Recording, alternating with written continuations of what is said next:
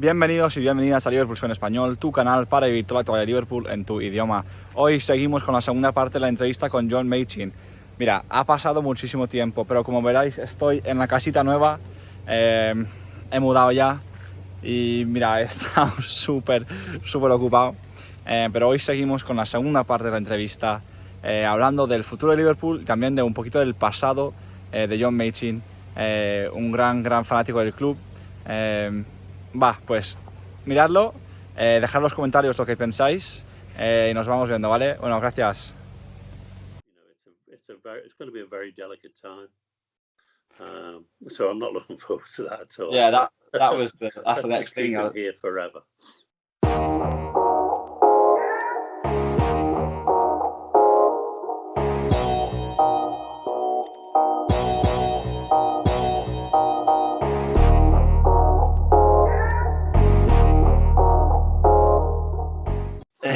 Well, one of the questions I had written towards the end was how do you see the future, and how soon is soon enough for Steven Gerrard to return?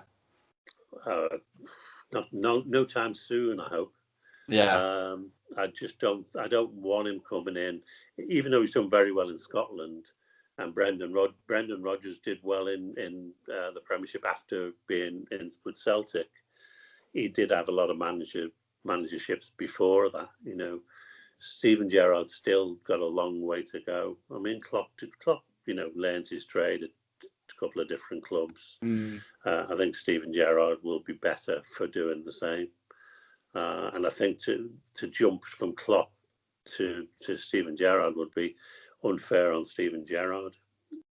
You know, I think maybe we need to do what Ferguson did and bring in David Moyes just to get him out the way. Yeah. You can bring in a better man. They got it wrong by not them bringing in the next good manager. Whoever comes after Klopp has got their work cut out. Yeah, it's a tough act to follow.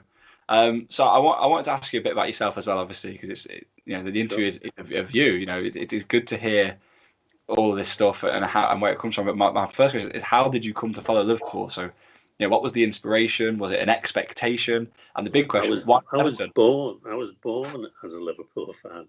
All right. My dad was a mad Liverpool fan who followed the club everywhere. So I was bound to be a Liverpool fan. And apparently, when I was young, he used to take me to Liverpool Reserve so that I could see Billy Liddell, who was a famous Liverpool player then, before he retired. And I don't have any recollection of that. But it's a strange thing, and this is one of my Spanish connections, is that my desire to watch Liverpool play and go to the match actually came because of a cartoony thing in the Liverpool Football Echo, all about Real Madrid. Oh, really? About how the club was formed and how they eventually entered the European Cup and how they went on and they won. And they just won their 5th European Cup. And the world was just full of how wonderful this was with Di Stefano and Puskas and Copa and all the rest of them. And it just really got me desperately needing to go and watch football matches. So I went, asked my dad if he would take me, and he took me along to Anfield and put me in the boys' pen, which is where he went. I was 9, I think, at the time. And from then on, that was it. I used to go every game after that. I bet it looked quite different. Well, it certainly looks different than it did from the boys' pen. In fact, funnily enough, I met Kenny Dalglish about a month ago now, or 3 weeks ago. And we actually ended up talking about boys' pens. That's strange. Because he's the same age as me, so he understands all about boys' pens. What was that like, meeting me and Kenny after all this? Well, unbelievable for me, because it's like meeting a god, Yeah. But he's so unassuming that he disarms you right away.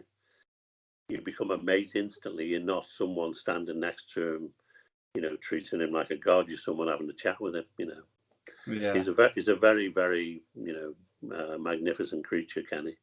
Yeah. Although he'd obviously deny everything about that. Well, he's sort of like the perfect representation of our club, I find. Yeah. I mean, he was always the best player Liverpool ever had for me. And then Suarez came along, and Suarez was undoubtedly the best footballer who ever played for Liverpool. He was astonishing. He was undoubtedly one of the best 3 footballers in the world. But he wasn't the man that Kenny was. Yeah. Kenny means so much more to the club because of everything. I mean, he's still the only player manager ever to have won the League and Cup double. An astonishing career Kenny had. My mum's a big Everton fan. Grew up in Halewood. My little brother also has got a similar fate. He's an Everton fan, and I'm the sort of Liverpool fan in the family.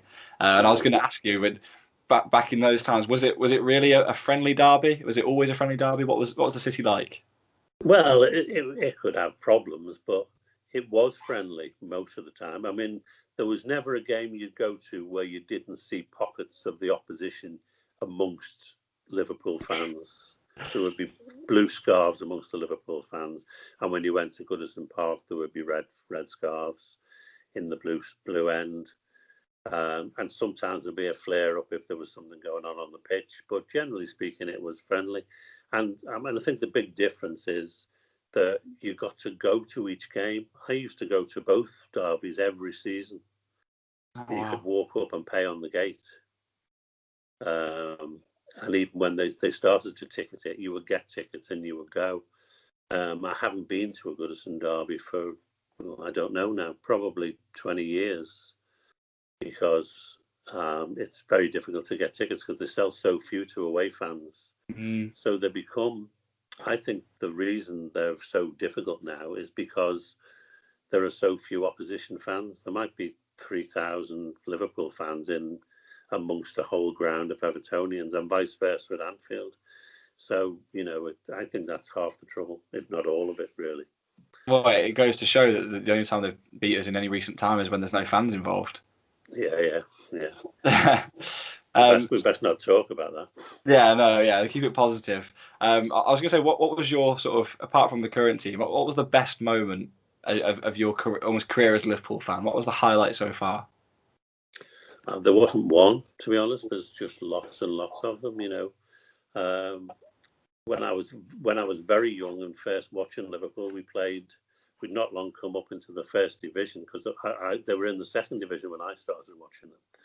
They came up to the first division and we played Tottenham at Anfield, and they'd just won the double. They were the team that had won it for the second time that century. And they came to Anfield, they were 2-0 up at half time, and we beat them 5-2. And that, for me as a child, was just unbelievable. To beat what was the best team I knew of, 5-2. Plus, they beat us 7-2 when we played them in the replay down at the second game down at White Hart Lane. But then there was the European Cup semi-final against Inter Milan, which was a big highlight because of the atmosphere and everything. But that came just a few days after we won our first ever FA Cup. My life is full of those brilliant football moments. Later on, winning the European Cup in '77, and then '78 again. And so on. It's just full of them. Winning the double with Kenny as player manager. Yeah. And then 2001, obviously brilliant when we won the sort of treble. The moment when we'd have been totally outplayed by Arsenal in Cardiff. We'd been absolutely battered. And then Michael Owen scores 2 goals and we steal it 2-1. And I was right behind the second goal, coming straight towards me. As I say behind, I was in front of it, coming straight towards me from his left foot. Just sensational. Look, that's the beauty of football. If you follow a team passionately, it will always reward you with great moments. It doesn't matter what kind of team it is. It can be a very lowly team. They'll have moments which just thrill you with you. That's the beauty of following football. Yes, some of us just sort of get lucky with the teams that win, European Cups and the such. Yeah, and I also like to keep an eye on Tranmere, who from over in Birkenhead, who have their ups and downs. A lot more downs than ups recently. But they got promoted in the playoff a couple of seasons ago, and then got promotion again the next year. I mean that for real Tranmere fans, that must have been absolutely exhilarating. Yeah. But Yeah, absolutely, absolutely. Yeah, we all have our sort of second teams, and that's one of the things I was going to ask you. I was going to keep some sort of Spanish questions involved. I was going to say, you mentioned that you had this like, affinity with Real Madrid as a child and got you into football. Do you still have an affinity with any sort of foreign clubs, any Spanish clubs?